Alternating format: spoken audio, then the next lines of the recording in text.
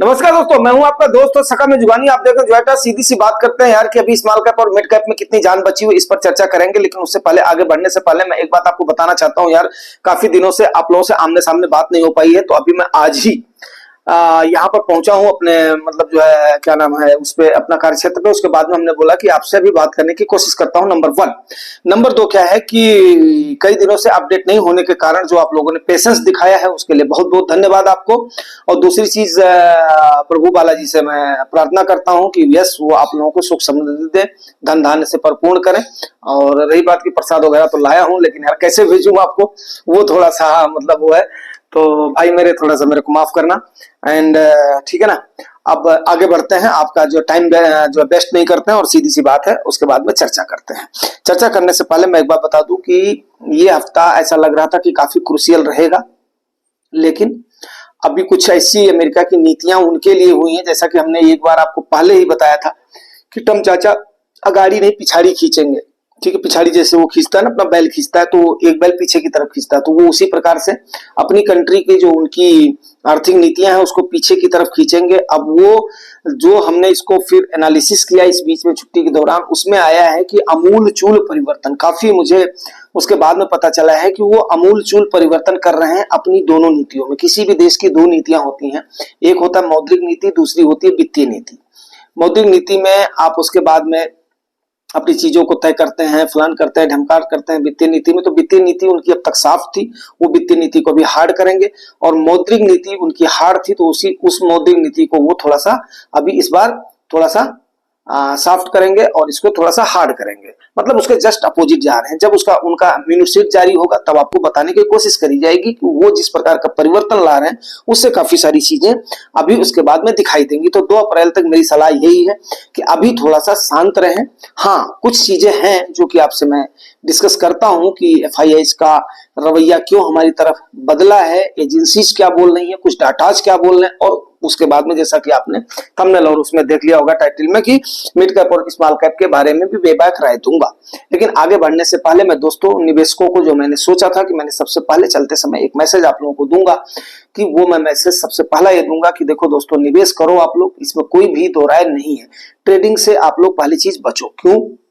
क्योंकि 2-3 चीजें जो इस बीच में हुई हैं, कि एक बहुत ही जाने माने चैनल के एंकर जो कि सवेरे सवेरे वो स्टॉक्स के बारे में बताते वगैरह थे, तो उनके लिए उनके ऊपर गाज गिरी है उनको और उनके पूरे परिवार को अपना बैन वगैरह किया गया है। तो उनके जो परिवार का नाम होने की वजह से मैं उनका नाम नहीं लेना चाहता हूँ, इंडिविजुअल का नाम होता तो मैं ले लेता। तो उनकी माँ और उनकी वाइफ और जो है उनके परिवार के लोग जो वो शेयर्स जो सवेरे आकर के बताते थे, उससे 1 दिन 2 दिन पहले उनके परिवार वाले उसको खरीद लेते थे और उसके बाद में उसको बेच बात देते थे। इस टाइप का वो भी चल रहे थे, वो भी एक दुखद समाचार है। दूसरा, जितना झटका हमें, मेरे को खुद पर्सनली भसीन जी से लगा था, उससे कहीं ज्यादा झटका मुझे जो है बसंत महेश्वरी दादा के ऊपर लगा है। काफी सम्मान था उनका। तो इस प्रकार से मैं प्रभु बालाजी से प्रार्थना करता हूं कि कभी भी अभी अगर आप लोग नंबर वगैरह मांगते हो, मैं इसीलिए बोलता हूं कि ये हमारा एक परिवार है।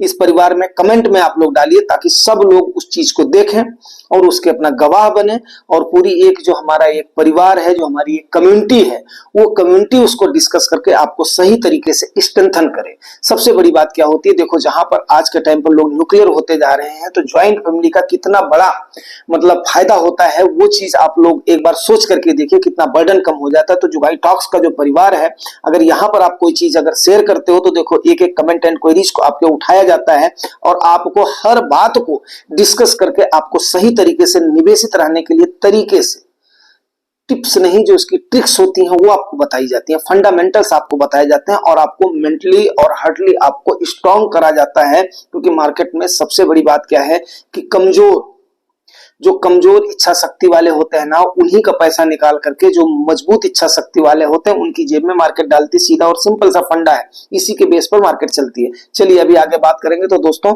ये 2-3 चीजें मेरी याद रखिएगा।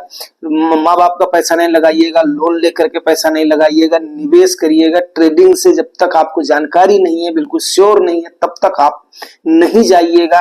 दूसरी चीज क्या है, कुछ फीस दे देना ठीक है, डायरेक्ट टिप्स के ऊपर शेयर में तो मतलब ये बोलना तो उचित नहीं है, लेकिन फिर भी मैं बोलूंगा डायरेक्ट शेयर्स आपको जब तक जानकारी नहीं, बिना किसी फाइनेंशियल एडवाइजर का ना लें।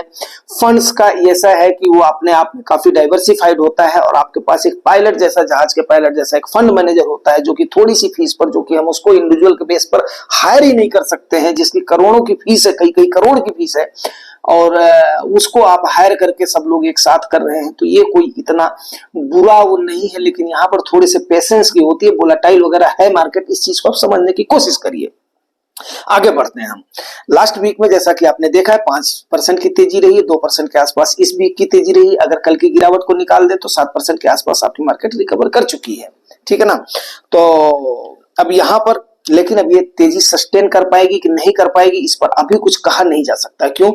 जब तक ये अमेरिका की मौद्रिक नीति और वित्तीय नीति के वो क्या क्या बदलाव कर रहे हैं, जब तक ये नहीं आएगा तब तक थोड़ा सा। और 2 अप्रैल जो है क्रूशियल है, क्योंकि ट्रम्प चाचा क्या चलेंगे, वर्ल्ड पर इसका क्या इफेक्ट पड़ेगा वो हम बाद में देखते हैं। सबसे पहले अपने आप को देखते हैं कि हमारे ऊपर कितना इंपैक्ट पड़ेगा, और इसी पर ही आपका मिड कैप और स्मॉल कैप डिपेंड करेगा। इसीलिए आज ये सब्जेक्ट है आपका, ठीक है। इंडिया का एक्सपोर्ट जो होता है वो 7,60,380 करोड़ का टोटल एक्सपोर्ट हम उनको करते हैं।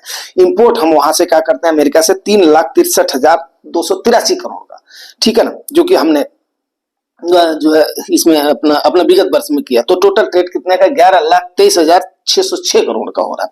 ट्रेड सरप्लस कितना हो रहा है हमारा, 3,97,755 करोड़ का हो रहा है। मतलब क्या है कि हम उनको इंपोर्ट से ज्यादा हम उनको एक्सपोर्ट कर रहे हैं, तो हमारा यहाँ पर जो 3,97,00,000 और 755 करोड़ पे हमारा टैरिफ का असर पड़ेगा।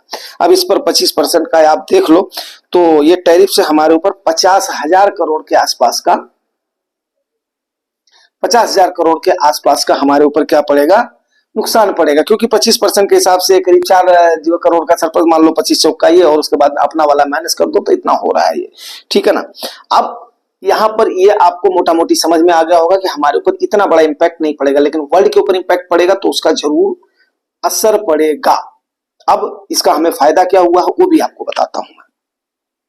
FIIs की बात करता हूं। सबसे पहले FIIs को जान लीजिए, उसके बाद में FIIs की देखिए दोस्तों, इनकी हिस्सेदारी हमारी मार्केट में कितनी थी, 67,000 करोड़ की थी, जो कि 16% के आसपास बनती है। मैंने आपको बताया था कभी इनका 25% होता था, 9% इनका डाउन हो गया। ये सारा डाटा मैंने निकाल करके आपको दिया था, ठीक है। तो अभी ये बाई करेंगे तो ये उस पोजीशन पे जाने की कोशिश करेंगे, तो आप खुद सोच लो कितना बड़ा स्कोप बन सकता है अगर FIIs का। ये सारे सिनेरियो जो चल रहे हैं, जो मैं बोलना चाह रहा हूं, उसको बात को आप जो समझने की कोशिश करिए। अभी 9% तो आप अभी खुद अंदाजा लगा लीजिए, 67 लाख का 9% अगर आप जो निकाल लेते हो तो 25% का मतलब जो तकरीबन आप खुद मान करके चलो कि इतना पैसा जो है लगेगा ही लगेगा, अगर सब कुछ सिनेरियो ठीक रहा। क्योंकि चाइना के ऊपर लोगों को उतना भरोसा नहीं, कितनी भी अट्रैक्टिव मार्केट है, तो ये बात मेरी मान लो दोस्तों, ठीक है। लेकिन अब आगे क्या होगा, आने वाले सिनेरियो में क्या होगा वो देखेंगे। क्योंकि अमेरिका भी अपने, उनका जॉब का डाटा कैसा होता है, उनका प्रोडक्शन कैसा होता है, उनकी बाकी जो है उनके डॉलर की स्ट्रेंथ कैसी होती है, उनकी जो है उसके बाद में उनका टैरिफ का कितना असर होता है, फिर उसके बाद में काफी सारी चीजें हैं जो उनके यहाँ पर भी ऐसा नहीं है। तो ये सारी चीजें आने वाले समय पर देखने वाली होगी। लेकिन जिस हिसाब से पिछले 6 महीने से बिकवाली हुई है, तो यूरोपियन यूनियन का भी हमने आपको बताया था, यूरोपियन यूनियन का कितना पैसा हमारे पास आने वाला है। यूरोपियन यूनियन का हमारे यहाँ पर पॉजिटिविटी का भी हमने बताया था कि हमारे यहाँ के लिए पॉजिटिव है। ये बात का अंदेशा जो हमारे वीडियोस को परमानेंट सही तरीके से देखते हुए उनको 100% याद होगा। हमने आपको हिंट दिया था यूरोपियन यूनियन आ सकती है इंडिया के अंदर, ठीक है, पहली चीज। दूसरी चीज क्या है कि तब तक हमें सचेत रहना है जब तक ट्रम्प चाचा नहीं हो, ठीक है ना।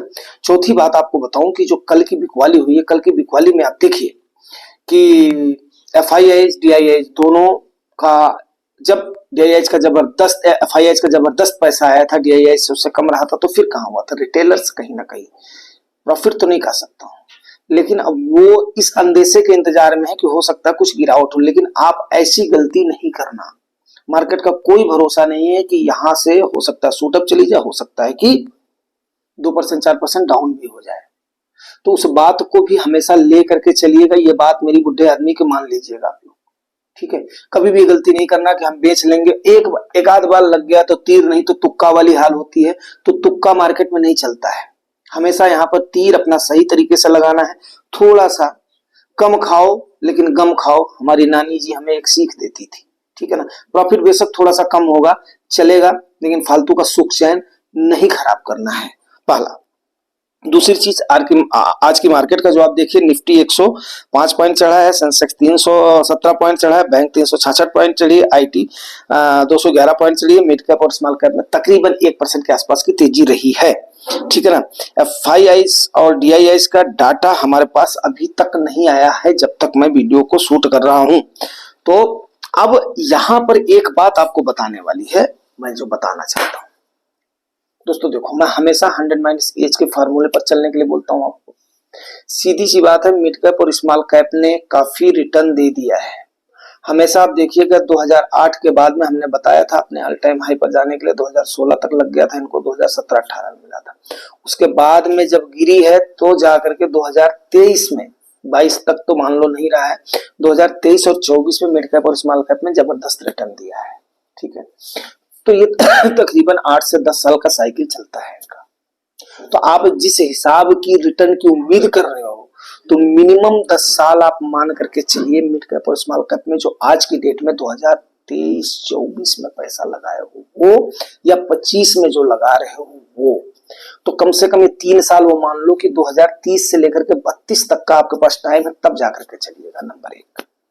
नंबर 2, आपका इस समय अगर आप 100 - एज के फार्मूले पर चल रहे हो, फ्लेक्सी कैप वगैरह आपने ले लिया है, लार्ज एंड मिड कैप आपने ले लिया है, तो आप काफी अच्छे फायदे में हो सकते हो। शॉर्ट टर्म के जो आपके 3 साल के 5 साल के जो गोल है, 7 साल के जो गोल है, वो वहां पर कुछ ना कुछ, मैं ये नहीं बोल रहा हूं कि आप मिड कैप स्मॉल कैप में निवेश मत करो, आप अपनी एज के मुताबिक एलोकेशन ज्यादा रखो, लेकिन जो एफआईआईज का जो हमने 16% अभी हिस्सेदारी है, मानता हूं कि यस, इस समय आपके फंड्स की, म्यूचुअल फंड्स की मैं बात कर रहा हूं, म्यूचुअल फंड का जो यूम है उनसे ज्यादा है अभी भी। अभी जो इन्होंने खरीदारी किया है तो तकरीबन मान करके चलो 25 से 30 हजार करोड़ के आसपास का इनकी हो गई, खरीदारी हो गई, जो मैं जो है अपना डेली देख रहा हूँ। एक आपको रफ आइडिया बता रहा हूँ, एग्जैक्ट फिगर ये नहीं है, क्योंकि एग्जैक्ट फिगर जो देता हूँ वो पक्का जो है रिटर्न में नोट करता हूँ मैं।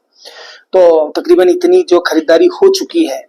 अब वहां पर जो है हमने आपको जो उस दिन वाला वीडियो डाला था, 50,000 करोड़ की इन्होंने वो करी है, खरीदारी करी है, तो 40-42 हजार करोड़ उन्होंने बेच दिया है। तो उस प्रकार की भी सिम्बियोज अभी क्रिएट हो रहे हैं। अभी 2 अप्रैल के बाद में जब ये खरीदारी स्टार्ट करेंगे तो जबरदस्त पैसा यहाँ पर आएगा। आएगा किसमें?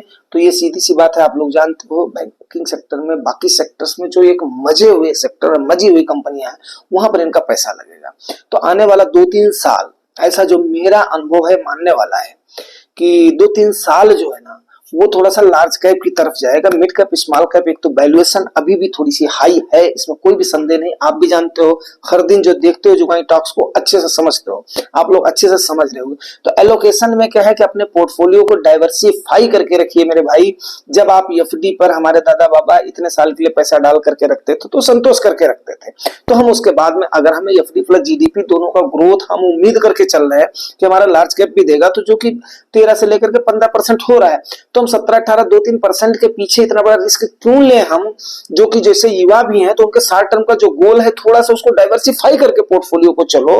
जो फार्मूला आपको मैं बताता हूं, ये नहीं कि सारा मिड कैप स्मॉल कैप, कई सारे पोर्टफोलियोज को जो हमने देखा था बेबाकी से हमने बोल दिया था भैया आप इसको काट दो।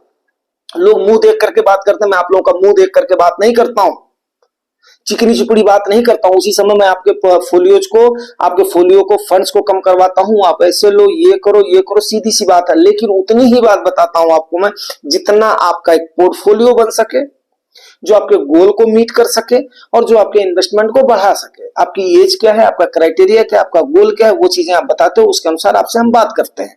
सीधा और सिंपल सा हिसाब किताब है। तो दोस्तों यहां पर ही हम तो अब मिड कैप स्मॉल कैप का हमने बता दिया है। दम मींस क्या है कि अभी गिरावट इतनी उसमें नहीं हुई है जो कि आपको बहुत ही अट्रैक्टिव रिटर्न मिलने की संभावना है, पॉसिबिलिटी है आने वाले कुछ समय में, क्योंकि गिरावट में ही आदमी का पैसा बनता है, सीधी और सिंपल सी बात है। और बाकी को आपको अपना टाइम देना पड़ेगा, एवरेज आउट आपका यही पैसा होता है। तो अब आप खुद अपना आंकलन लगा लीजिए और अपने अनुसार आप खुद समझदार हैं, जुगानी टॉक्स को आप इतने दिन से देख रहे हैं। तो ठीक है, तो रही बात की चलो ठीक है यार, तो अब फिर सवेरे आपकी जितनी भी वो है कमेंट एंड जो है कुछ क्वेरीज वगैरह हैं उनको भी लेंगे। और काफी दिनों से आउट नहीं होने की वजह से आप लोगों से दूर हो चुका हूँ, संवाद नहीं बढ़ पाए हैं। एक तो ये, दूसरा यार थोड़ा सा अगर ये सारी मेहनत अप्रिसिएबल लगती है तो आपके लिए 0.1 सेकंड लगता है जो लाइक साइक करने में, तो वो थोड़ा सा करने से क्या होता है, हमें आपके लिए बहुत छोटी बात है लेकिन हमारे लिए क्या होता है एक बहुत बड़ा मोटिवेशन होता है वो। तो बस इसके साथ ही क्लोज करता हूँ, मिलते हैं अगले सेशन में। Thank you.